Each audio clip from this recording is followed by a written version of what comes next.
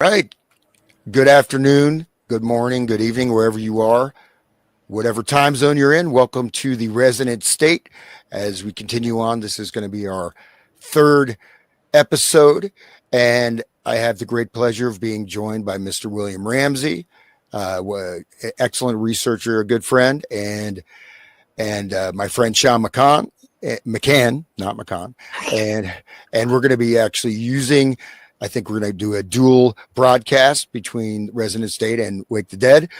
But today, William is going to be looking at the book of the Manchurian Candidate, tying this into the JFK assassination and a whole bunch of other things. So I'm really excited to step into this new field and see what is happening. And this is always relevant because if you look at our current political matrix, you can see a lot of these politicians that kind of seem like they're a little bit hypnotized or they're a little bit, it's hard to tell. And so we have a lot of these trigger things happening. You can see these flash mobs. You can see all kinds of variety of social breakdowns, et cetera, et cetera. So I think this remains very, very relevant, and the basic apparatus of the human perception has not changed, especially hasn't changed since the 1950s to where we are now. So all these things I think are quite relevant, and as is a JFK assassination, because that has transformed the entire state of the world. If you look at America as being the leading power. And this, of course, ties into the Cold War, which was a continuous state of fear the nation was in, right? It's a war. You can't win it. It's perpetual. The spies are here, spies are there, etc. It created a nuclear war, threat of nuclear war, created a whole state of fear. And it even created a state of nihilism in many people in the population, because we're going to be nuked anyways. Do what thou wilt, right? Who cares, right? So this also affects the whole moral fabric of the nation. So I'm really looking forward to this. And Sean, if you want to say something, then we'll give it to William. Yeah, wonderful, Hans. Thank you for doing the introduction there, and welcome to all the Wake the Dead listeners out there. And thank you, William, and thank you, Hans, for doing the introduction there. I am very glad to talk about this Manchurian Candidate situation, because this is like the main nerve of what Wake the Dead is doing.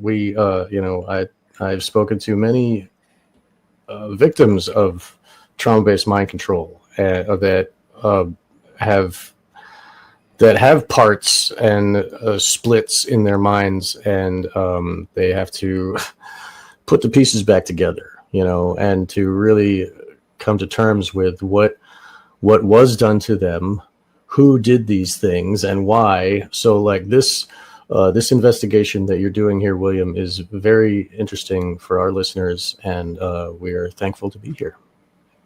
Great. Thanks for having me. Glad to be with you guys again. It's a long presentation, and like you kind of talked about in the intro, this goes back to post-war World War II, right? The Cold War, and this is a kind of a Cold War book. It was written by Richard Condon in 1959, and then the production took place in 1962. And it had big-time actors involved in it. And one of the interesting, fascinating things, among many fascinating things with the book and film, is that the film was disappeared basically in 63. It wasn't seen. It didn't have the kind of success at the box office in 62, but it's lingered on. There was a remake with Denzel Washington, which I don't think was as good as the original. It didn't have some of the interesting things, but Sinatra was kind of the leading hand. Well, the history of the film itself is really fascinating, because it was kind of greenlit by Sinatra, who's a very close friend of JFK. It was greenlit by JFK, who eventually would be killed in November 22nd, 1963. But it was greenlit by him in Hyannisport, right? This is like the Kennedy compound. They said that there was an exchange. It was by this woman, Kitty Kelly's biography of Sinatra. It's like they loved the book. And we know that JFK liked kind of, paperback books or Pulp Fiction or, James Bond type stuff, Ian Fleming. So this was something that was okay. the background of the book, like you said, takes place, it's Manchuria, right? So Manchuria is above Korea. The Korean War is 1950 to 1953. And the entire peninsula was basically bombed to smithereens. Like after it was done, there was like no building that was over 2 stories. And LeMay and all these characters from World War II who actually show up in the 60s are all involved in the Korean War too. So, and it's an environment, and all this is the nascent post-war things. Dulles, Ewan Cameron, we've talked about Salinger. These are all people involved in interrogating ex-Nazis. Some of them will be paper clipped, but they were very much involved in this kind of mind warfare, which eventually Dulles would come out with a talk called Brain Warfare, and then MK Ultra started in 53. So then that's kind of an easy way to look at this whole mind control sphere, is to say MK Ultra 53. There's a lot more going on. The operational side of MK Ultra is called MK Delta. So the investigation is MK Ultra, and then the operational side, but some people leave out. We're going to talk about the operational side today, or eventually we're going to get there. But this fiction, like I've titled this one, The Manchurian Candidate, From Fiction to Fact, is because Condon integrated so many things into this this book and then the film. And one of the close friends of Sinatra, who a lot of people may not know, who is a name kind of not as well known. I've done a show with Todd Wood of California. His name is William Joseph Bryan, excuse me. It's easy to mix it up with William Jennings Bryan, who's a known kind of early 20th century politician. But William Joseph Bryan was an advisor on this film, the film that came out in 62, and a close friend of Sinatra, and also a guy who used what can commonly be referred to as hypnosis on people. He actually had a center for hypnosis, which is on Sunset Boulevard in LA. And it was really, if you know where the Comedy Club is, it's kind of a famous place in LA.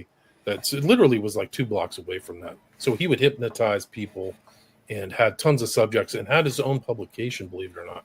But William Joseph Bryan was friends also.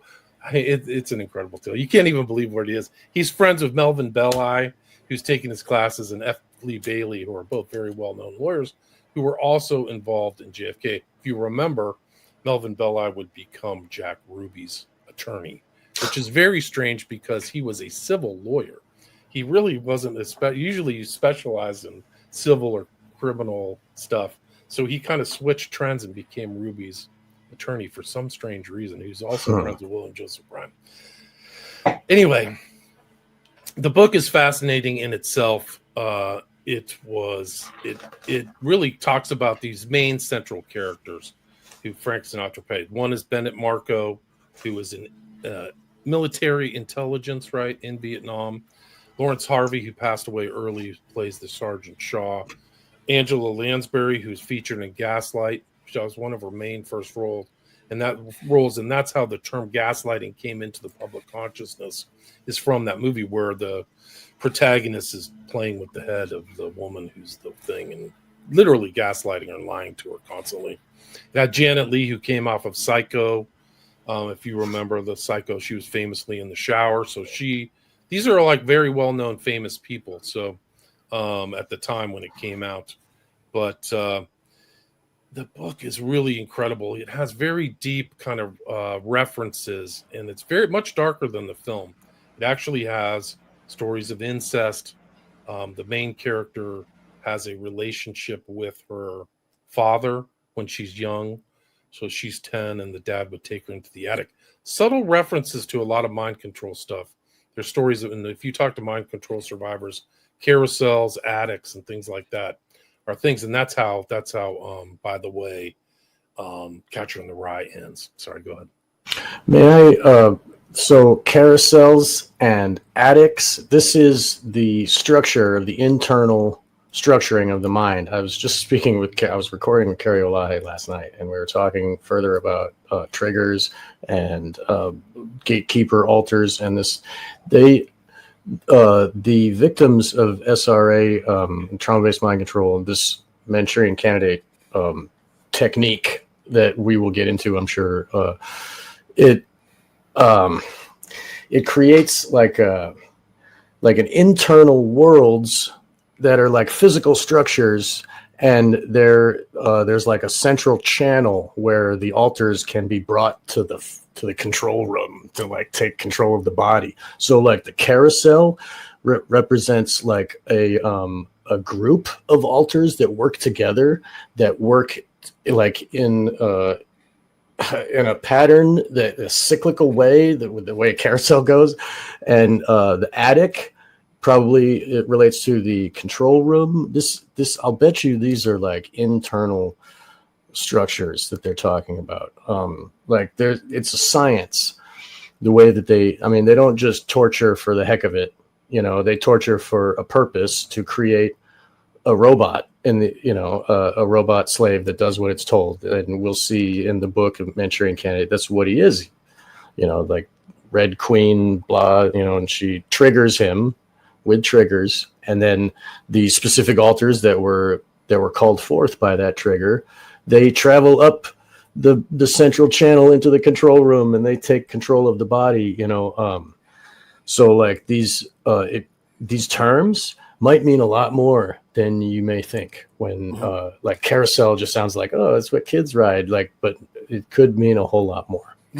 Yeah, just if you don't want, say a few points here, is that one thing to note actually is that the triggered assassin or triggered information courier. You have people talking about this in the 1930s, Gordon Allport, stuff like that. So this idea of somebody, they get a trigger, they shift into a different personality.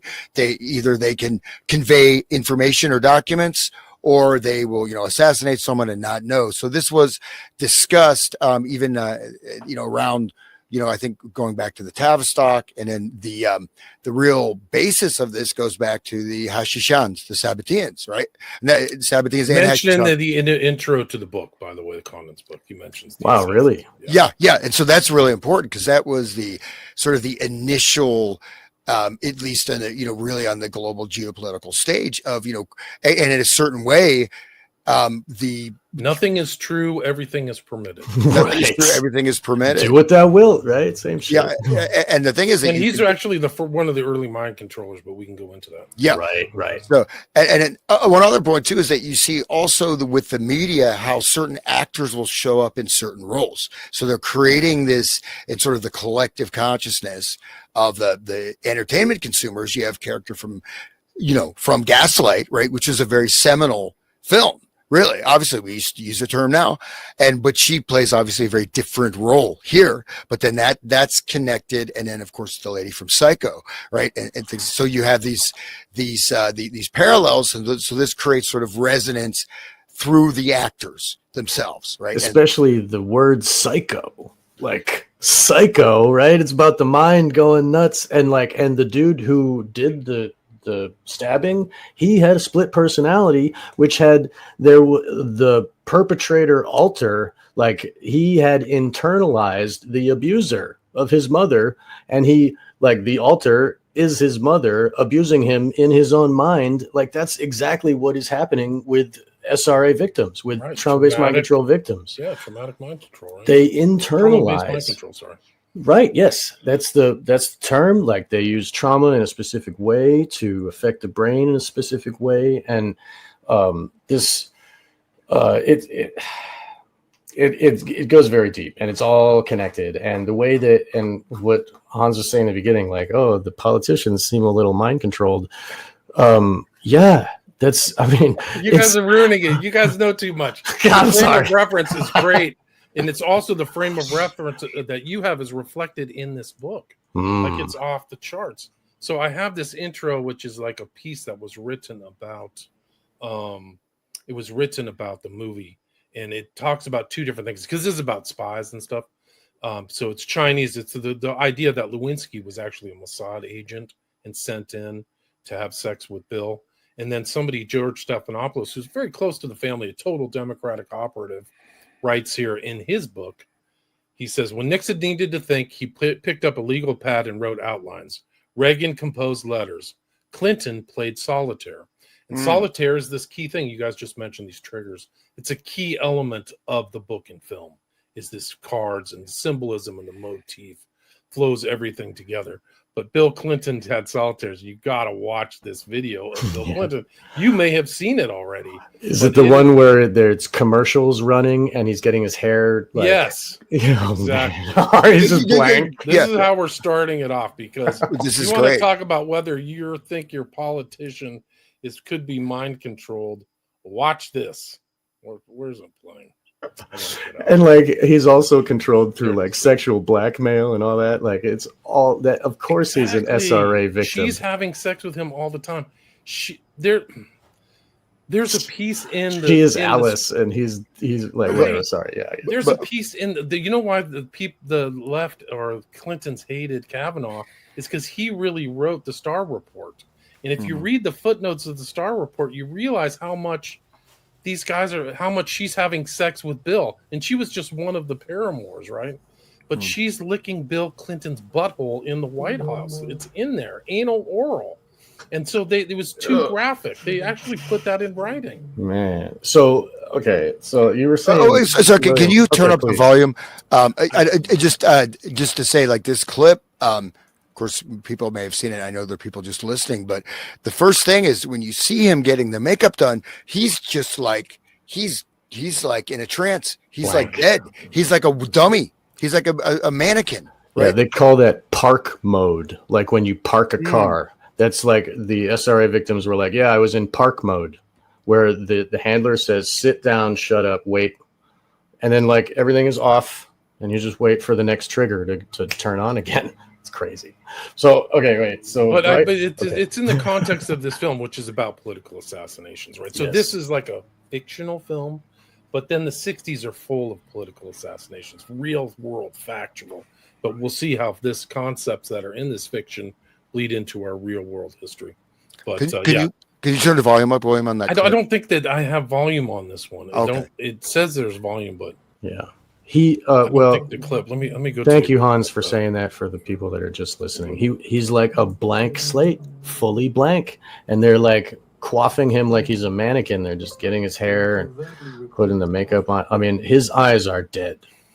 Like, so, but that's proof. Like, of course, they're gonna have a Manchurian candidate as the president. Like, you know, it's a total robot that can be controlled by unseen forces, right? You know, like, and his ascent and rise is very strange. Like, oh yeah, and he was Arsenio Hall, the freaking play the saxophone. He was the governor of Arkansas before he was 30. Iran Contra, that Mena, Arkansas, death all over the place. Those kids on the train tracks, like Georgetown. Like I just did a show about Georgetown. Like was like had these MK Ultra doctors there. Like around the time Bill's there. I mean, Bill Clinton's there. So anyway, so that's how I kind of started off the presentation. But I think it's like so much stuff. The things is we're also involved in this kind of mind control. When you were talking at the intro, Hans, that we are full of conditioned responses. So like if you hear something bad, you like your conditioned response. Well, that's racism, or that's, fascism, or whatever. These people almost aren't even thinking. Their morality has been input into their brain. Their critical thinking skills are almost like gone. Like if you find somebody who can think critically these days, it's shocking. They also can't hold stuff in their brain. They just start talking over you. They can't so you see this kind of brain shaping has already taken place in the US.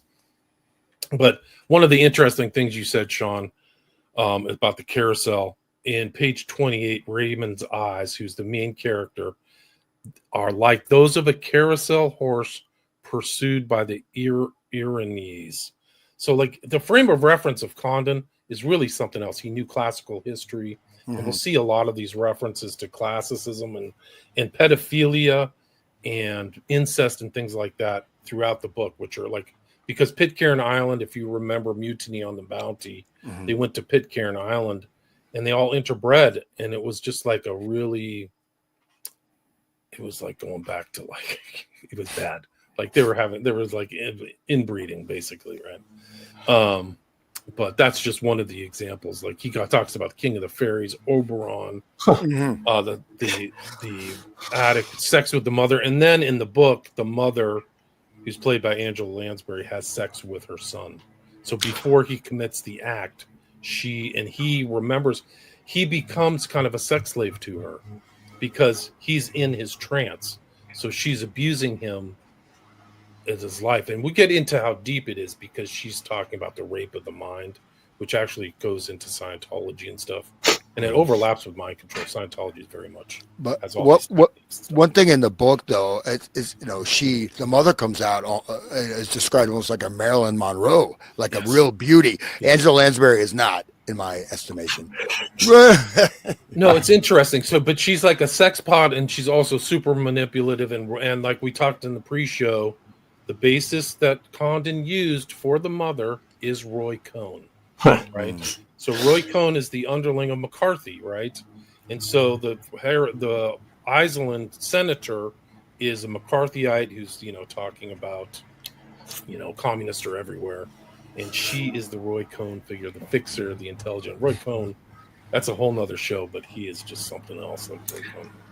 So it seems like the author knows what he's saying and is using those types of words on purpose to like display to the others that are in the cult. And he also uses Illuminati numbers, right? So 77, 11, I've covered all those. Okay. So 11s pop in, yeah. So the 11s pop out at very important times. Page 126. Mr. Swarton, dead for 11 years, had been a wealthy alcoholic. And that's like in a narcotics. Oh, also the mother is a heroin addict in the book. She it's like bumps heroin. And then also at a key, there's 23.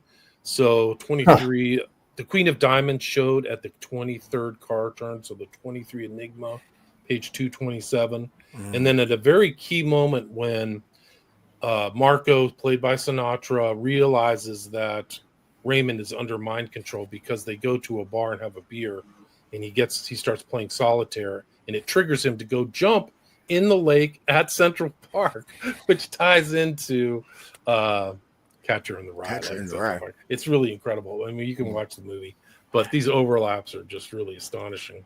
But at that moment, the guy says, I had 11 somethings, and then it triggers it. So these are, and she asked for her steak. Angela Lansbury wants her steak cooked for 11 minutes exactly. Dude, that is very important. For some listeners might not know what that's about, but definitely read your book. Those are prime numbers, man. That first They've one been around. The Prophet of Evil one, or the one with where you talk about towers and the flights and the floors. All those numbers are. Anyway, so another thing is the incest is that is what happens with trauma-based mind control. Like the women they are made to breed, and the children are more apt to dissociate. Dissociation is a genetic trait.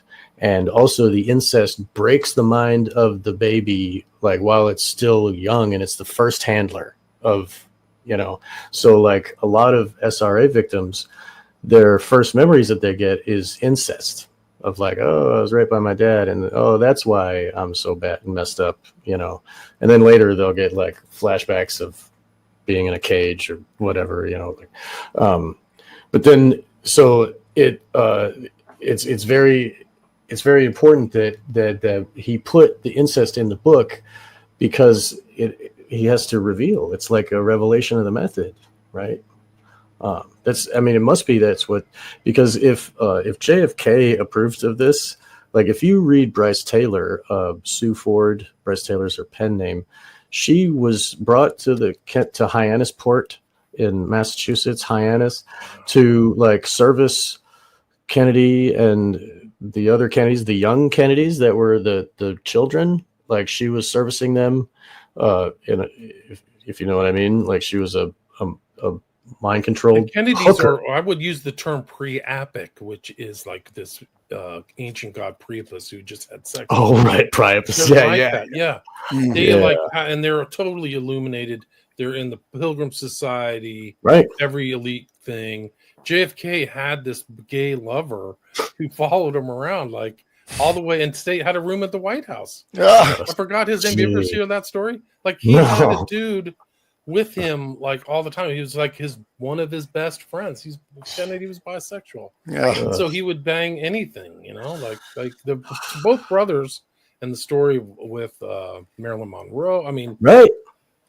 So So we know that if Sinatra JFK approved that, then it's like, okay, that's the plan. We're supposed to reveal this now. You know what I mean? It seems like they're putting it on the public consciousness on purpose. And then, in '63, Sinatra was like, nope, no, we're not going to release that anymore. Like, whoops. No, it's too profound. And Marilyn Monroe was with Sinatra like 2 weeks before she died. And that.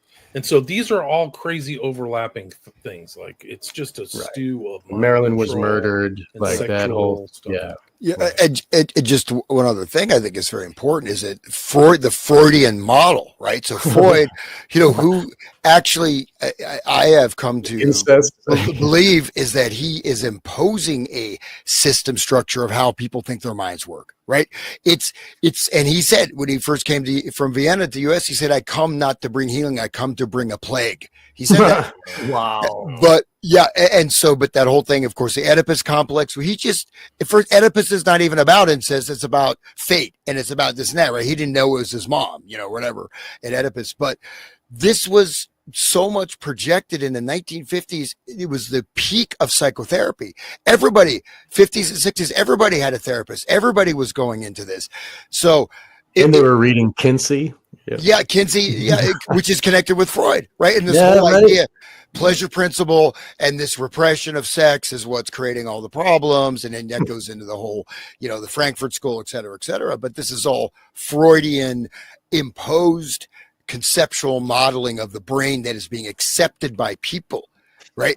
As the working model for how human consciousness is structured. And now that it's accepted, now they can have these movies with these types of topics. It's like the revelation goes on, and it's continuing. The revelation of the method. Eyes Wide Shut. We've done shows on Eyes Wide Shut. That's a revelation. This movie was a revelation. The interesting thing, another aspect of this, is not only was it okay. Sammy Davis Jr., Satanist, said that Sinatra had a speed dial to the White House. Like, that's how Frank's got the White House on speed dial. So like. And also, Frank was the production, so it was done under his production company. So when this movie came out, didn't do well, and then Kennedy got killed, he said, "I'm taking this out of public distribution." So it didn't go, and it was never reshown until 1998. It's crazy. May I also say one more thing about Frank Sinatra? Bryce Taylor was beaten mercilessly by this guy. Frank Sinatra would beat the slaves to teach them a lesson. That was like his thing. Also, Ted Kennedy couldn't get it up unless he was beating up the woman. So like there's much violence. Yeah. Then you have to remember at that time, like if you were cheating on your wife and you got busted for adultery, it was like a big thing back then. So these guys are involved in all kinds of degeneracy or sexual illusion. And they, like you said in the pre-show, or we were talking, Hans, there's a lot of that in this book. Like Marco he's a Casanova, right? He picks up on women very easily in the book, and he and Raymond are active, right? They're picking up random women on the street and bring them home. So there was a big no back in the day, and like to be cheating would have had huge political consequences. Yeah, I'll just say one thing about that. And so the book, I was really surprised. When it was written, and one thing, of course, the Kinsey report, all that data was falsified, right? So people were not really having premarital sex. America was not like this, but in the book, I mean, they're literally having threesomes, foursomes every night. They're picking up women.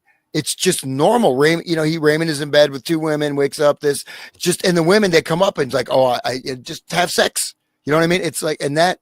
Well, they're probably program multiples too. And they're probably like giving him information while they're like, I mean, sorry. Well, it gets weird because there's an exchange between the Vivian Lee character and Marco that it almost sounds like it's some kind of like coded conversation. It doesn't feel like it. We can watch part of it in the movie, but yeah, I mean, you can take apart this film for literally 10 hours because the effect and everything, and how smart Condon was. The literary and classical allusions are replete in this whole thing, and this knowledge of what was going on in the 50s. This kind of behavioral psychology stuff is really heavily in this and the film, and the blurring and the imagery and stuff like that. And this concept you mentioned, Sean, handler, the concept of a handler is key to understanding this film. Raymond and his mom, his relationship with his mother, Eleanor, and then the handlers of like these patsies, and it gets eerie. The overlap is just stark. It's really obvious that most of these guys are handled. Like Oswald's not independent at all. Anyway, so right. That's why Jack Ruby's lawyer was pulled out of his normal lane of lawyering to go fix this situation. That, you know what I mean? Because he was a cult member, and they're like, "Hey, dude." Friends with William Joseph Bryan. He was in all those guys. What's really interesting, you talk about this kind of sexual thing. William Joseph Bryan, Belli, and Bailey, who started his own skin mag, were all Casanova. Well, they're like Priapic. They're all Casanovas. Like tons. Belli was a notorious womanizer. Like, and so was William Joseph Bryan, the advisor, and friends with Sinatra, another known womanizer. Like he had sex with many people as possible, but we don't know if they're using kind of techniques of William Joseph Bryan, who said the best thing that I do with my patients is have sexual congress with them. So he got busted for having sexual relation, and it's in the California state records. He got busted for having sex with 4 of his patients, and then got busted for trying to bribe a 5th. So, and he died very young. William Joseph Bryan is really an incredible character, but just his association with this film, it's crazy. Yeah, no wonder he's part of this production. It's not surprising that Sinatra brought him on board. Remember, Sinatra is the driving force. He's the producer and the main actor. So this is a vehicle for him that he got the okay from JFK, who had this guy, UA's president, United Artists, while Arthur Krim was a major Democratic fundraiser and Kennedy loyalist. So that once you get that green light, it went. And it has to be seen in the context, this film, in my opinion, 7 Days in May, that Kennedy advised and had all these guys on, which was another vehicle for Douglas, Michael Douglas, is that right? And Kennedy went to Hyannisport so Douglas and 7 Days in May could film on the White House. So these guys are engaging in culture creation. Like, this isn't some kind of film that came out of a vacuum. This came right from the top, right at the head, where Kennedy's fighting with all these military heads. 7 Days in May is about a military overthrow of the country. He fired that one guy who liked to bang dudes in bathrooms, who Lee Harvey Oswald supposedly took a shot at. He fired him in 1961. So he was very aware of, like, these are like guys who were involved in the Korean War and World War II. Who were really ballers. Like, LeMay was just the most vicious MFer there was. Like, he firebombed like Tokyo, and like 500,000 people died or something crazy. Like, Kennedy was surrounded by like crazy, like Strangelove type people. Like, and that's why Strangelove is so relevant. Could you mind going back to that previous slide, William? So this is an interesting film poster, right? It's just because this is like, that, of course, that subliminal seduction, right? This stuff was coming out about subliminal advertising. This in itself is a very odd poster, right?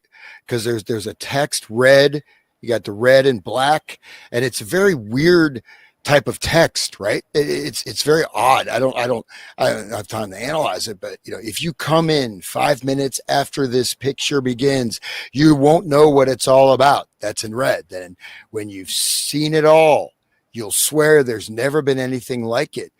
And then the red, white, and blue, and these weird, pencil drawings, red, white, and blue, of the Queen of Hearts. I don't know if you have any thoughts on the poster. I just find it very, very weird. Can I please, the line, so like the top of the poster is white, the bottom of the poster is black. Okay. So, and there's this line of separation. That's like the liminal line of above is conscious and below is subconscious. And in the blackness of the subconscious, we see the Queen of Diamonds that's the represents the mind control. That is the trigger, and that the Queen of Diamonds is stamped and owns that subconscious mind and the will and the drive of, the conscious front personality is, just the face. Right? I think that's what that's all about. And almost implying that this picture will do some type of mind control to the audience. Oh yeah. yeah. It's so crazy. This is just incredible stuff, man. What they put into this film, and they took it off for 25 years, guys. A quarter century, nobody saw this. These are some of the book covers. This is Richard Condon himself. He went on to write Preetzi's Honor. If you've seen that movie, that was kind of he had a very successful writing career. He started late, but he's a remarkable guy. Kind of lost to history. One of those guys that shouldn't be. This is another book slide. Queen, you see the shattered. Yeah. Yes, the shattered self, those multiple personalities, right? Sorry. So it's there. No, I mean, it's all there. Yeah. He talks about the intros and all the stuff. Hypnosis is mentioned in there. So like you can see that in this thing. Raymond's, and this is kind of one of the 11 references that I found. This is a key sequence, like I mentioned earlier, when Raymond plays solitaire at the bar. Those are 11 in the background. It's a package deal, and for 11 long years I got this grump tied around my neck, and believe me, it's no bargain. You've got no idea. And then Raymond gets up and goes. But this is an interesting thing. This is from the intro, written by Condon in 1991. There was a popular notion, undoubtedly self-protective, that no one could be persuaded under hypnosis to do anything which was inherently abhorrent to him. Reams of research proved this to be untrue. Countless murders have been committed while under continuing hypnotism of patriotism, religion, exclusionary societies, self-righteousness, and tribal innuendo. Brainwashing as a fictional device has been accepted by readers of the Manchurian Candidate because they knew it was a true condition willingly arrived at. So, yeah, look at statism, right? Sorry, but the idea of being abhorrent to him. Which hymn? If they make many more hymns inside and they program one of the hymns to be a Satanist, which loves to drink blood or whatever it does, like they're that's one of the things with these multiples. The personalities have no idea that the others exist, and the front personality will be a nice Christian that does things and loves neighbors, and but inside there's a cult loyal personality which does whatever and thinks that evil is good, and these are switched, and who knows which hymn, what I mean. The Christian front altar, it might be abhorrent to kill this person on a stage with a rifle, but to the other personality inside, which was called up by the Queen of Diamonds, or it's perfectly normal to shoot this person who's on stage with a rifle in front of everybody. So that William Joseph Bryant, the consultant to this film, has stated in public and recorded interviews that with the right amount of drugs, hypnosis, and torture, anybody can be broken and told to do. So they figured it out, and that was the whole MK Ultra thing, is to learn these techniques, and then make them operational. Which is MK Delta. And just what's interesting, the two previous paragraphs of this introduction. So you have this. I'll just parse this real quick. So it can be said that the essence of patriotism, as it has been used by those who attempt to manipulate us, is to be found within the three symptoms of paranoia, which aptly describe the rise, decline, and fall of the West. Retrospective falsification is also the basis of all storytelling. The essence of fantasy, which is what fiction is, derives from it. The delusion of persecution creates the conflict which is necessary between good and evil, without which all stories would collapse. Paranoia, therefore, is the natural condition of all novelists, whose purpose, after all, is to mirror their society. Paranoia, in these fantasy terms, is the natural addiction of all readers. There is nothing abnormal about it. A story is a story is a story. It is a form of therapeutic paranoia. We are able to think in further categories so that the light which is required for such explanations will illuminate the deeper shadows of our lives. Quite interesting, right? Quite interesting. So you could see how deep a thinker Condon was too, right? Like he's writing pretty in complex. He started late. I think he didn't write his first book till he was after 40. So I think that's interesting. But yeah, it's remarkable. It's the delusion of persecution creates the conflict, and like I'm imagining about like the most favored nation and all of their evil that they're doing, and they're like, but we're victims, guys, like I see that, and we allow it as a society. We just, it's just, well, they're victims, it's in the Bible, so we are all like, maintained under mind control. But anyway, sorry. But so here's the thing: paranoia. If you what he's saying, I will fundamentally, hopefully, disagree with. I hope it's not true, but saying that basically everyone's natural condition is to be paranoid, but he's also saying good and evil is a delusion, right? But you live in this state of paranoia, and the novelists are in a state of paranoia because they mirror society. So in a state of paranoia, you no longer have autonomy. You are in a state of projective identification. And so basically this state of paranoia, though, is the state of the priming of the larger scale population for hypnotic suggestion, mind control, right? So, right. The trauma-based mind control is based on fear and anticipation of the more trauma that's coming, so that paranoia that's what fuels the drive of the victims. Like, I better do what they say or else I'm going to get myrtleized again or whatever, Right. And the reference to Cone. So Cone, Angela Lansbury's character, Eleanor, is the basis of Livia and Roy Cohn. Are the two influences. So it's right there on the top of the page. Livia, for people who don't know, was like the ultimate kind of insider poisoner and killer who like put people into power. So that's kind of the theme of this Handler theme of her and her relationship with her son, who she rapes while he's under hypnosis. It's pretty dark. So anyway. That's how it's done, sadly. Speaking of really dark, I wanted to say that it's Manchurian. Kind of like there was all that stuff happening in Abu Ghraib. Over there, they do that stuff over there, not here in our little land. And so that, it's the enemy that's doing it. But really, who's running China?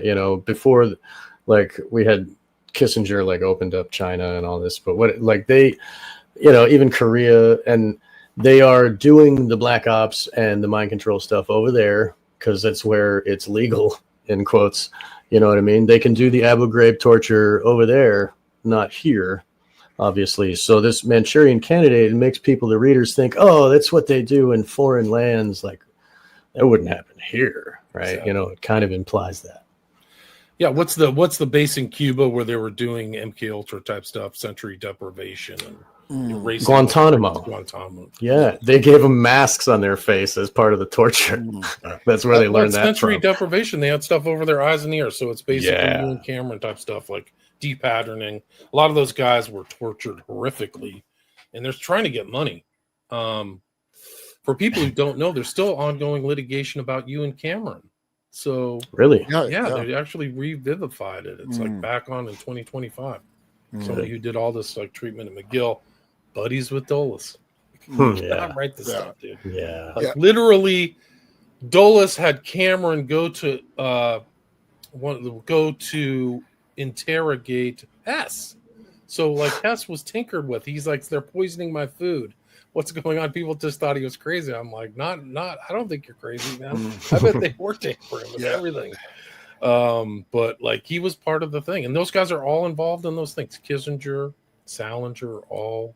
And I mentioned that earlier. Anyway, it just what I stated in the intro, right here in this introduction, which actually I have not read this before. He's saying that everyone is under a condition of hypnosis, the entire social structure, and this last line, brainwashing as a fictional device. Now, probably not fictional, has been accepted by the readers of the Manchurian Candidate because they knew it was a true condition, willingly arrived at. So the will has been usurped, and people have voluntarily entered into this state of mass hypnosis and mass mind control. So he's directly referencing that. In fact, describing it, I think, in very sort of bleak terms. Or it's funny that he connects it to politics too. I mean, I just wanted to say that statism is mind control. Everybody, voting doesn't help. Like, you're under mind control.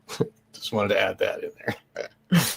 Oh, well, let's let you continue. We no, it's all right. Yeah, sorry. We derail everything. Sorry, man. This is fun. You're bringing up things I didn't even think about. Like, I looked at this, I was just really interested in the last paragraph, but now that I reread it, like, new things come to my mind. One of the interesting things, Sinatra wanted John Frankenheimer to direct. John Frankenheimer came out of TV. I think he had done stuff for Twilight Zone. And then Frankenheimer then directs 7 Days in May. So there's a direct connection between him as kind of a left wing, and we'll see this in RFK's death, which happened in 1968, which ties into this film, which is really incredible. So here's another reference to the 11s. I want my steak to be braised for exactly 11 minutes, says Eleanor, the Angela Lansbury character. This is just a picture, give you an idea of Manchuria, where it is north of Korea. So this is like where this is I'm going to ruin the whole book and every movie. But basically, they're in the Korean War. There's a troop of 11 members, right? They're abducted into Manchuria. They are mind controlled. And then Raymond gets this Medal of Honor, with there are only 77 medals of honor, more illuminated numbers given out. The Medal of Honor, so he becomes a war hero, and they're going to elevate him. But then he's going to be handed off to his American handler. You don't know who his American handler is. So he comes from the communist world, communist bloc, to America, to his handler. Turns out his handler is his mother. So this whole handler thing is very important. He's handled by another guy who's a doctor named Yen Lo, who also comes to the United States, to New York City of all places, and revivifies his conditioning, right? So there's some kind of alter or some other personality that Yen Lo is triggering. And it's very sophisticated. Actually, the references, I'm going to show the video. We can go through the video because I think it's one of the most brilliant sequences ever filmed, which is the sequence of the 11-member troop in Manchuria.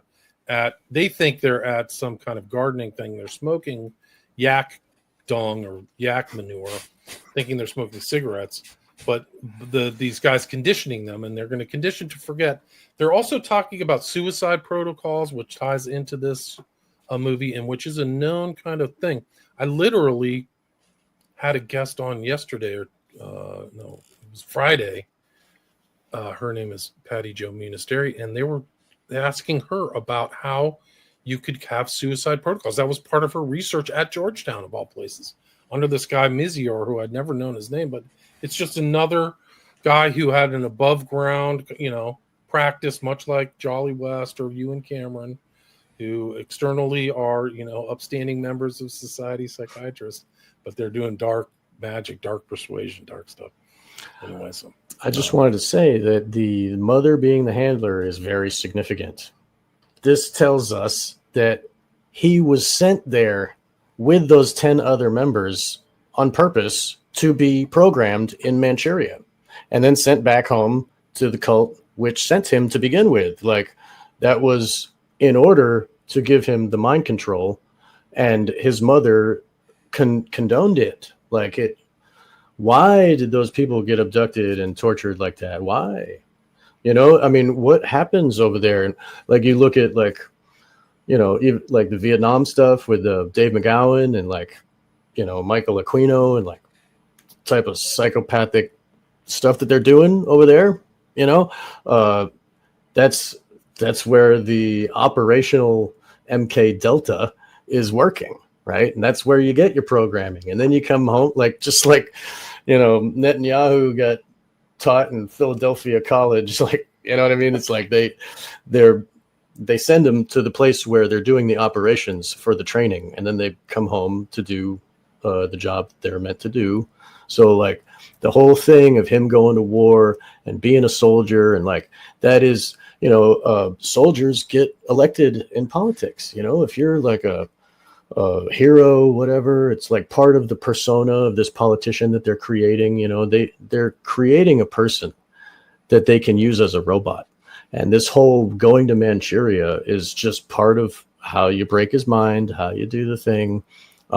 So I just want to say that it's not like, oh, it happened by some foreign government over there. This is a worldwide cult of Satanism that is above countries and that type of, politics and stuff like that.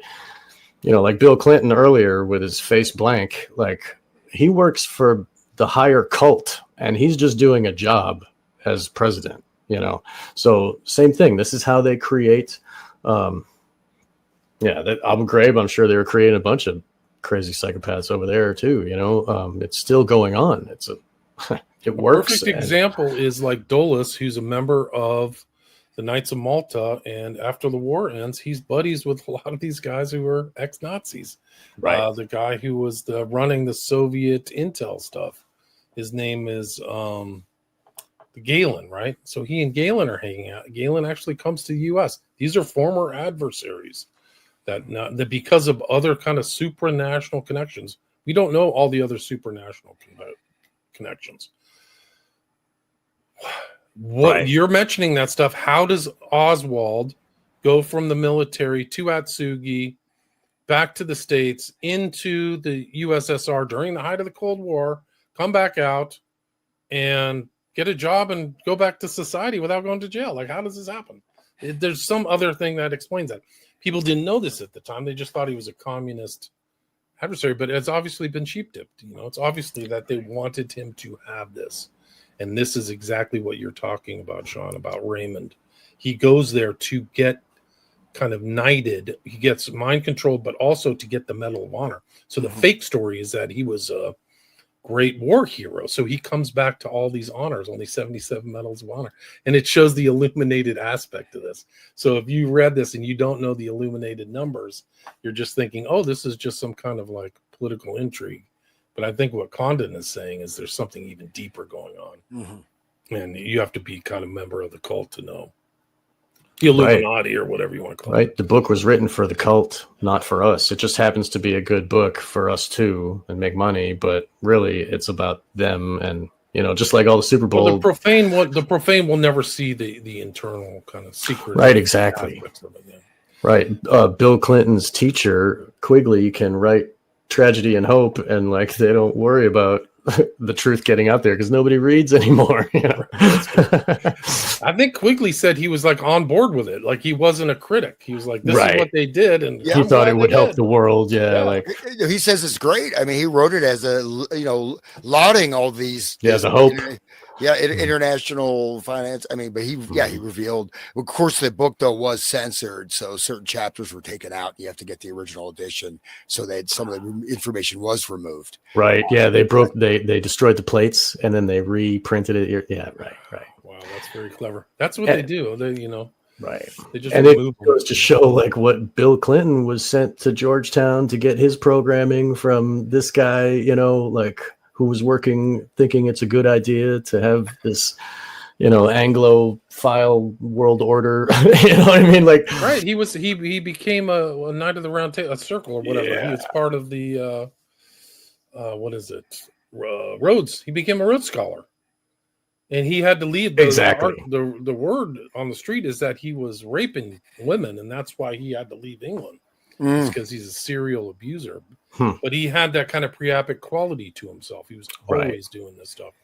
Like and then you look at Gentlemen Prefer Blondes, that Marilyn Monroe programming movie where she's in love with this walrus-looking guy who owns diamond mines in South Africa, who's going to give her a diamond tiara, and that's she'll give him sex. Like all the diamonds are forever. That like the whole thing of like Rhodes and the Anglophile world order, like it's sick when you get down to it. And it's all Marilyn Monroe too. Like all of this is continuing on into these Hollywood people. Sorry.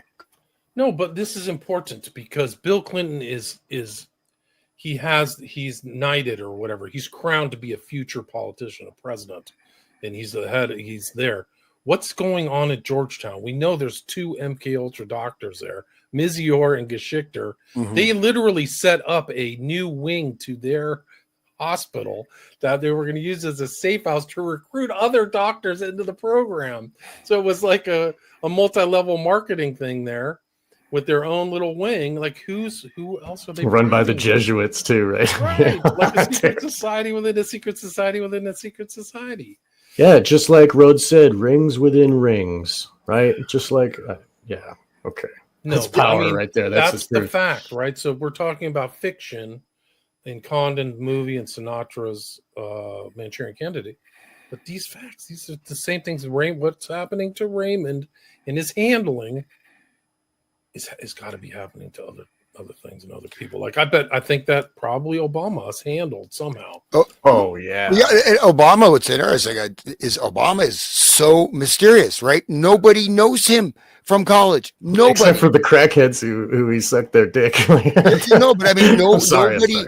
He is a complete cipher, right? He is complete. Yes. But he worked. He was in like Afghan Pakistan border when he was in his 20s. It was super high level. The CIA cutout company. I forget the name of it, but connected with BCI. Now that comes to my mind, wasn't it Obama or Clinton who got sent to Russia and then some mysterious Russian trip? Like he somehow got behind the Iron Curtain in like 84. Did you ever hear that story?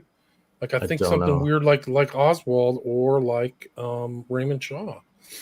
But yeah, no, nobody saw him. And in law school, he went to Harvard Law School and he became the editor-in-chief without doing any work. So, without even being there. He got this very prestigious position, and nobody thinks that he's done really any real heavy lifting for it. Like, where's his papers and stuff like that? Well, he probably all the heavy lifting was behind closed doors. Like this, he was doing that. Yeah, no, he's a relative gravy work.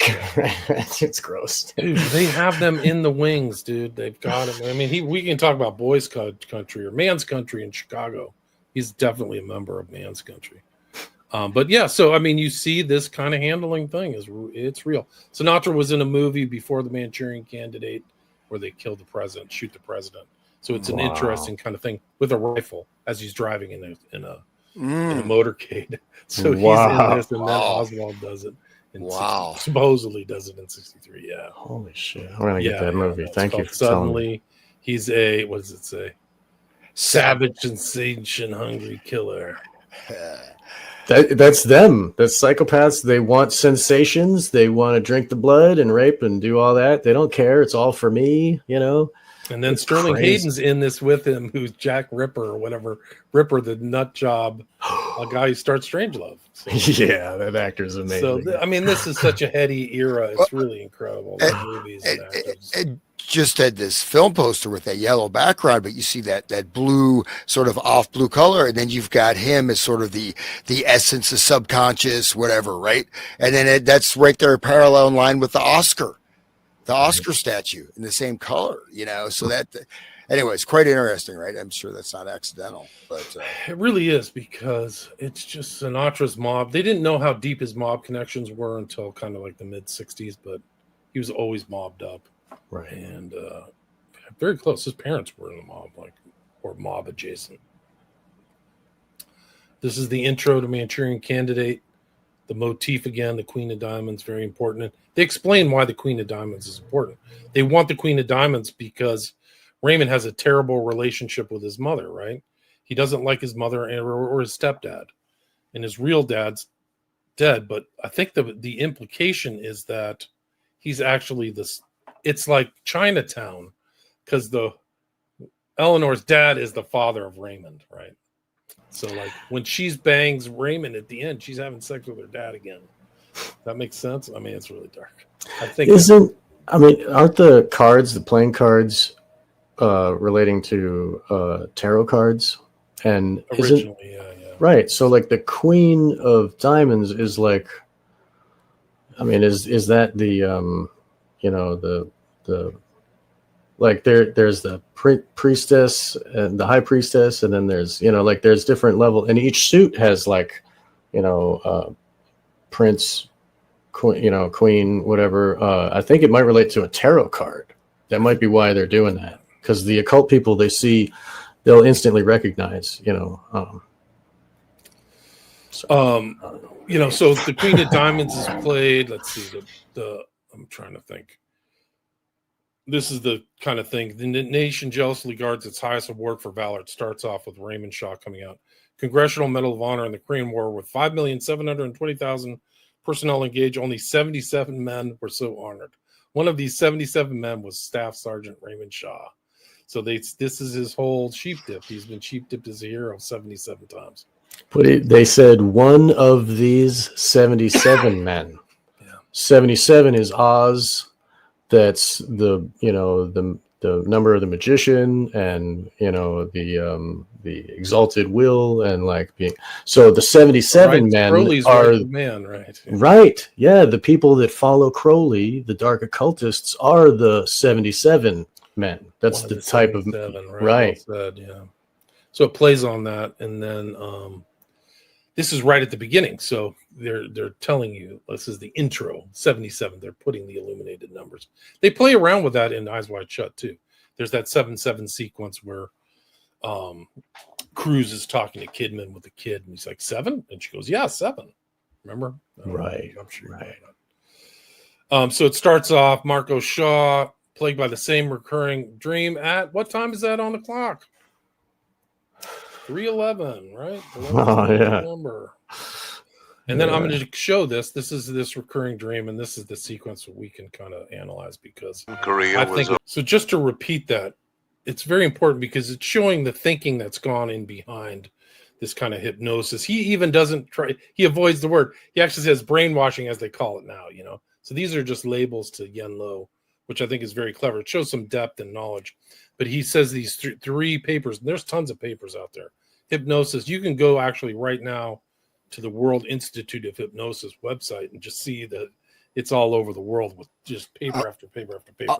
So have you looked up these are actual references that they're giving? No, but I think this is actually a direct, what Yen Lo just said right there is I found this right in Condon's book. Yeah. So it's a direct quote. Now there's a lot of direct quotes from Condon's book in the screenplay, which I think the guy's name is Axel Rod, who made it for the screen, like wrote it for the screen. But I do think it's important because I think Yen Lo's showing the high level, like he's a doctor. He's talking about the high level thinking about doing things that are repellent to your nature, and that there's papers on this. And there are papers on this. And like I said earlier, William Joseph Bryan said he could get anybody to do anything with the right amount of torture, drugs, and hypnosis. And you notice how he laughs at morality. I mean, he kind of makes a joke about it, whatever that is, where it's subjective for each person, but also kind of they're satanic. They don't have. They're looking from a scientific perspective, and they're trying to find the best way to make a robot. Torture is just a means to an end. One of the papers that William Joseph Bryan has is robotization. How to create robot. Like, it's interesting. Wow. I bet you didn't know that. I'll find the robotization of the mind. He literally, and that's kind of like a modern term. Robot is a kind of a modern technical term. I don't think they had that. It means slave, literally, right? Yeah, let me see if I can bring up that paper. I think it does. This is really, it just shows like this guy's in the book, he's from the Pavlov Institute, right? So Pavlov is very famous for his controls on automated responses in dogs, right? Salivation if they hear a bell, which is why they put a bell in schools. Right. In Pavlov, I mean, the mind control in the school system itself is another show, but operant conditioning is the word, right? And that's why he was using conditioning, because that's the real term, right? Yeah, right. Which, like, I think a lot of people's thinking in America is conditioned response, like I mentioned. Yeah. And it comes through the television. Absolutely. We're under hypnosis of some sort, or some kind of mind control for sure. So he says here, very important, or if it offends you that only the West is working to manufacture more crime or better criminals against the modern churches. So they think the West is creating them, but then he mentions like two Slavic guys working on the same type of thing, how to create violence and self-destruction. So they mentioned the self-destruction programming, which comes into play at the very end of Manchurian Candidate when Raymond Shaw kills himself. Sequence there because the little lady's holding it like a dagger. Yeah, she's fondling it like combat. Eastern Bloc stuff. They're like kind of ragging on each other. The Chinese guys bitching about the Russian communist, right? So he's talking in Russian as well, kind of saying, "Oh, you're a young country, right?" Because the Chinese. We'll flash back to these sequences too here in a sec, but it is interesting because if you talk to some of these victims who've been tampered with, their memories they don't differentiate between dreams and reality as well as other people. Right. So that break between the reality and sleep dreams is blurred more in these people, and that's one of the things you'll find out. Like, and the memories that are held down in the altars that aren't allowed to come up in normal waking hours can bubble out in the dream. So please, Hans. Yeah, and one thing, there was a lot of research that was done from 60s and 70s about how television, even watching television for an hour, will put you into this sort of dream state of consciousness that can last for 2 weeks. So television literally induces a persistent hypnotic trance where you're in this state where you can't, you start to lose that differentiation between dream and reality, right? So that's literally from television, oh, there you go. Okay. Well, that's William Joseph Bryan, who I keep mentioning. Okay. Literally says, physician finds CVMI form hypnotism. So, you are tuned in, Hans. You really know what's going. That's great. Yeah. Okay. These are later. I mean, we're gonna have to do like 6 hours on this because that'd be great. We're 1 hour 15 minutes.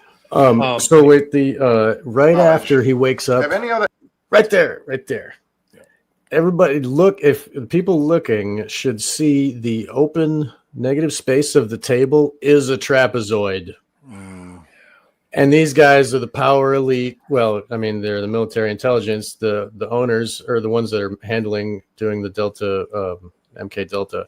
But this trapezoid is, if you all remember from 2001, the beginning of 2001 with the apes, when they are touching the monolith and communing with the satanic force, they are looking up, and that the monolith turns into a trapezoid, this exact shape right here. So that is like a very photographic element that shows us the satanic force. There they sit. It's almost like it's a pyramid too, with like a ball at the top and this perspective too, right? So that's Tanit.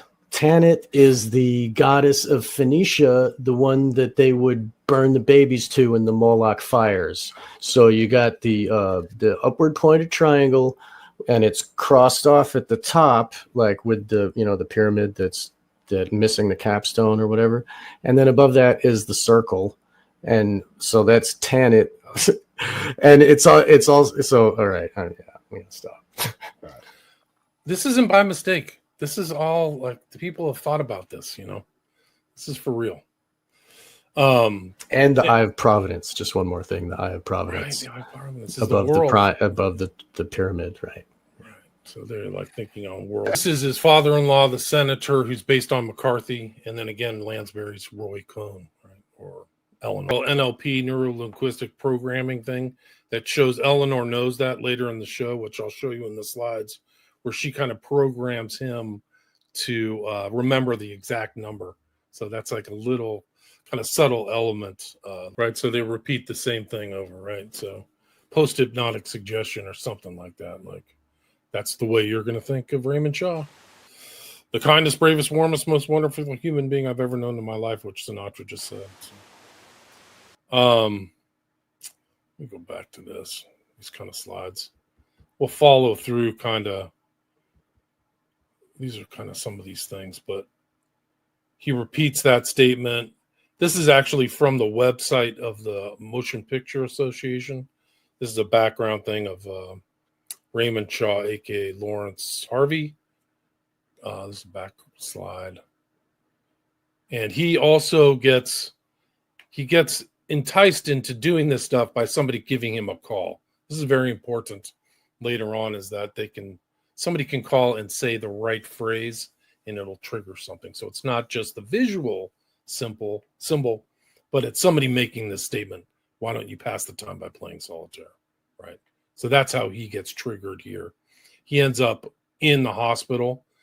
And this is another edition of the element of this thing where he's in New York now. It's a fake hospital stay, and he's back under conditioning. So Yen Lo comes all the way to New York, and he's under the gaze of the Queen of Diamonds. So there's Yen Lo now. And it's just interesting because if you look at some of these guys who Sirhan, and Oswald, strange hospital stays. Oswald supposedly was in the hospital at Atsugi for 2 weeks for a venereal disease, which I've never heard of. I guess maybe it's possible, or it doesn't seem plausible to me, but we'll see. Other people were at Atsugi too. Well, Oswald was at Atsugi, which is kind of the Air Force base that covered the U-2 spy planes. But the way that a lot of these bases, they have other things. We know for a fact that Gottlieb was at Atsugi right around the time Oswald was too. So while he's in jail, is Gottlieb the Yen Lo for Oswald? I think that's an open question. I think it's a good question. I don't have the answer for it. But you can read the Kinzer book, and the Kinzer book will verify that. Kinzer. And Oswald was handled by a bunch of different people. Carrie Thornley, and Ruth Payne, too, was another one. She was really something else. That was his kind of handler in Irving, Texas. She drove him like a good little boy right to Dallas. Pretty interesting. Anyway, he's in a fake hit and run accident. He's at a Soviet safe house. Yen Lo says, I'm from the Pavlov Institute again, so you get the Pavlov reference. And then he says here, this is actually this is a direct quote from the Condon book. And the quote is, Dr. Lo, he's talking to Shaw. He says, do you realize, comrade, the implications of the weapon that has been placed at your disposal? So he's talking about him as a weapon. He's talking about Raymond Shaw. A normally conditioned American who has been trained to kill, then have no memory of having killed or programmed to kill. He doesn't use the word program, but trained to kill. A normally conditioned American who has been trained to kill, then to have no memory of having killed. Without memory of his deed, he cannot possibly feel guilt, nor have any reason to fear being caught. This is 1962. This is 1959 from the book. It's so important when you're talking about Sirhan. Without memory of his deed, he cannot possibly feel guilt, nor have any reason to fear being caught. And having been relieved of those uniquely American symptoms, fear and guilt, he cannot possibly give himself away. Raymond will remain an outwardly normal, productive, sober, and respected member of the community, or I should say, if properly used, entirely police-proof. His brain has not only been washed, as they say, it has also been dry cleaned. Ha ha ha.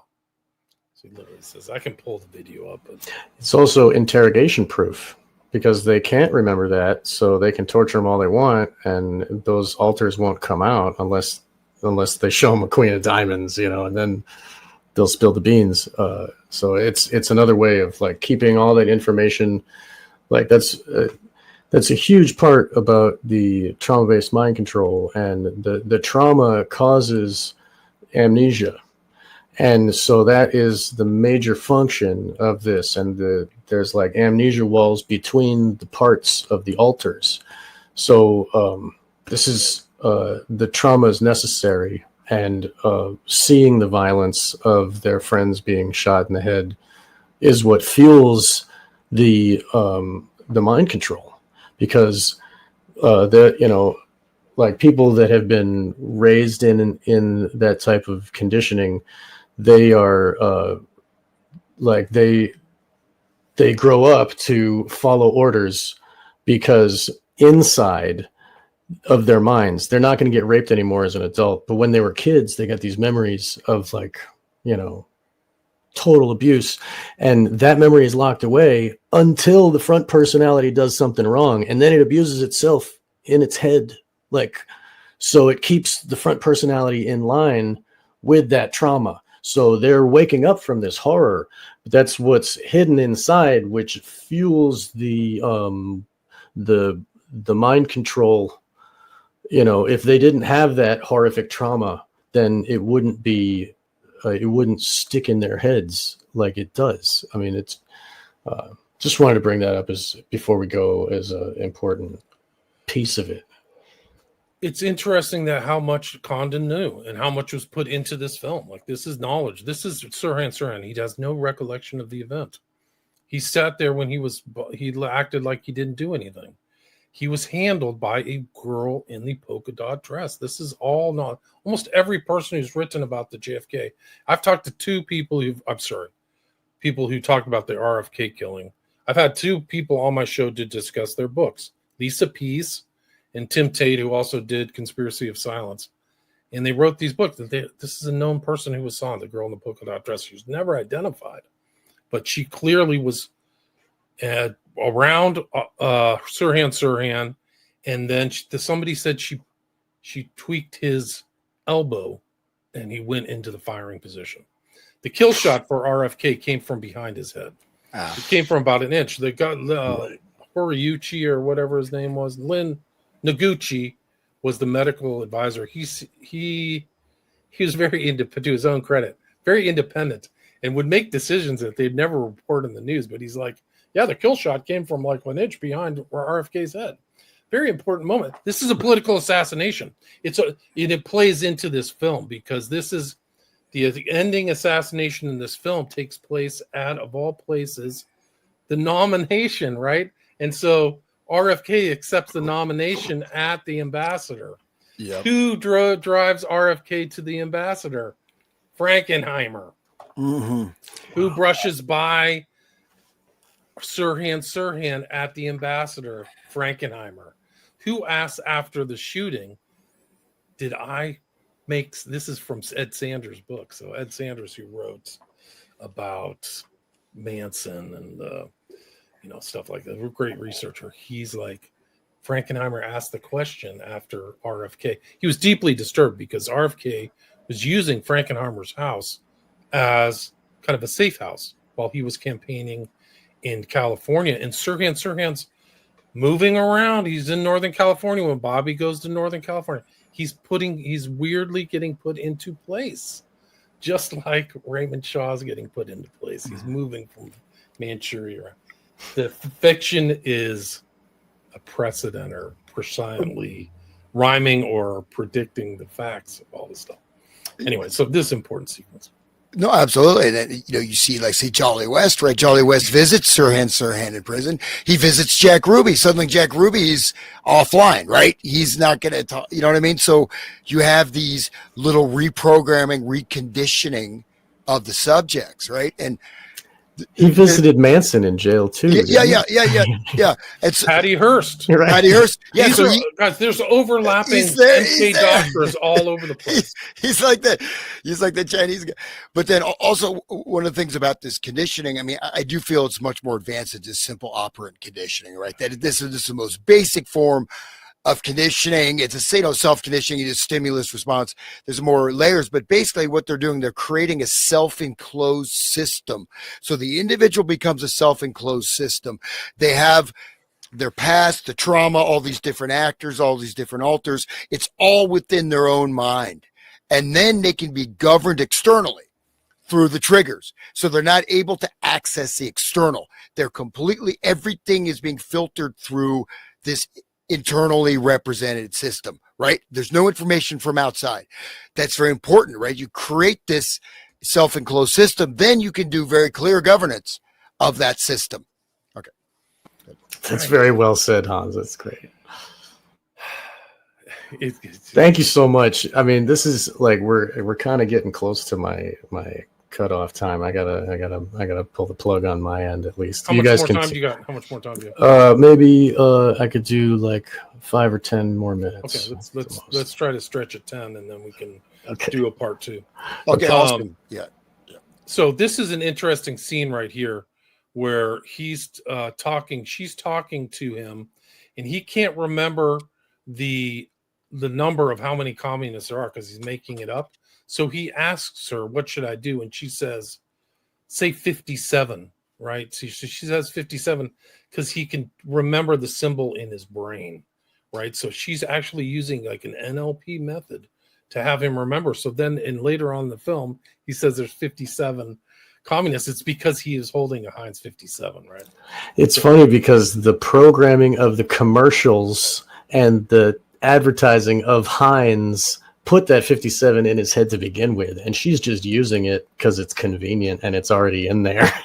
It shows her knowledge of the handling. So Condon, as he's written the Eleanor character, shows that she knows this stuff. And that's something that you could miss when watching this film, because this is a film you really can take apart. Not every film you can, but it shows that Condon's writing that character to know how she can insert ideas and keep them in people's heads. And a lot of these kind of influencers and guys who do speeches and stuff like that, they know these techniques, NLP techniques. One of the other things that you'll see kind of in these MK Ultra type things is the morphing of characters. We've seen that in the Holden Caulfield situation when we did Catchers in the Rye, how they kind of morphed into Holden Caulfield. They do this in the film. She becomes the Queen of Diamonds, and he becomes Lincoln, who's the assassination, right? So it's kind of foreshadowing, but they use this vision thing and also this kind of like overlays here to make Iceland into kind of like, and he is assassinated at the end, but it's another motif throughout the whole film that I don't think is in the book, but they decided to do it. Some of these shots are good. You see the cleverness of the shots, like he's in between, and he's in the picture where he's shown, where Marco spots the two people he remembers from his dream, if you remember that. So these guys are spotted as members of the Iron Block or whatever, the back thing. One other sequence just to show the kind of classical illusions and how sharp Condon was.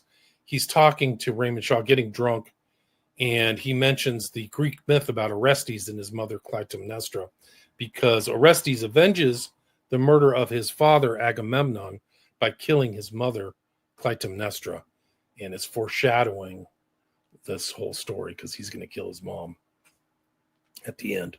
So it's kind of an interesting kind of thing. He's in love with this other woman too. There's this other thing going on where he's in love with this Jocelyn woman, and he ends up killing her, which is kind of like his mom getting rid of competition. So it's like really dark stuff. But in this sequence, he enters in, this is like a sequence, this queen, I'll try to show the video next time. He walks into a bar. The video is very important, but I'll show it next time. He walks into a bar. Somebody asks says, why don't you pass the time? He starts playing solitaire, and the bartender says, for 11 long years, I have this drunk tied around my neck. Why don't you go take yourself, well, he says to somebody he's talking to, why don't you just go take yourself a cab and go up to Central Park and jump in the lake? And then hearing that, Raymond Shaw goes and jumps in the lake. And this is when Marco realizes something deeper is going on. But I'll show that video. This will be a good place to stop. I'll show that video next time because it shows the Illuminati numbers and the kind of triggering effect and the response. It's like it triggers him to be receptive to suggestibility. Excuse me. I just want to say one more thing. Q is huge for the Masonic orders. The Order of Quetzalcoatl and all this. The number 17 is this like satanic Masonic number, and Q is the 17th number of the alphabet. And so that might have something to do with it too. There might be more. Trust the plan. yeah. you and I. That's some real operant conditioning, man. Those poor guys. Yeah. Anyway, I have 100 slides. I've got so much more to go through. Like, and I'll This is get more great. video next time. Awesome. And I have some readings and things like that, but I think I got 72 slides. But I have a bunch of other material. But well, this is the fictional part. So we'll cover the fiction first, and then we'll go through Oswald Sirhan, and also James Earl Ray, who was in LA at the same time Sirhan. And then 4 months apart. This is almost just like the the attempted killing of Reagan and Lennon, where they were 4 months apart in the 80s, but MLK and RFK are 4 months apart. Wow, that's probably an occult ritual. Like the 4 months is probably like the way that they have span of time in the year where the when certain energies are happening with the planets, and that might have to do with occult. These are huge assassinations. Practices. The killing of MLK and also RFK. Right. And you see the stuff that's reflected in this modern times that we've talked about if we did the Catchers, which is Luigi Mangione traveling weird, Ruth traveling around weird. Oh, that guy. Whoa. Crooks is local, but he's kind of weird too. And you'll get that kind of eerie feeling about these so-called assassins and our modern day things, like really strange stuff. Like Ruth and Mangione are both. Ruth, Mangione, and Chapman all came out of Oahu, which is really weird, and travel all around the world. Anyway, we can talk more about that. So this will be the first part. But thanks for having me on. It's great to talk with you. And your insights off the top, like the top of your head, are incredible, man. So that's a lot of stuff I didn't think about. Thank you so much for joining us on our shows. This is really like mind-bending, opening like everything. And I'm so glad that we can talk about this because we haven't touched on this subject on Wake the Dead yet. And so I look forward. I hope we have like 5 episodes out of this. This is great. It's fantastic. Yeah, I'll get some more video. Yeah, thank you, William. It's just excellent research, and one of those things everyone thinks of the movie. And like the book, I was inspired to read the book because you're doing it. There's so much there, and it's really foundational. It's not just surface stuff. I mean, this ties into the whole thread of the 20th, 21st century America. It's right there. And in this film, you can see how much material is being presented, just as in the book, that's directly presented to the audience if they're able to see it, which most people probably can't see it, but we can. But yeah, so in thanks, the resonant state with when you're awake and not dead. You can That's perfect. I love talking with both of you guys. You're great friends, and I'm so glad to be talking and to have this connection with you both. And thank you, listeners, for joining us. Thank you.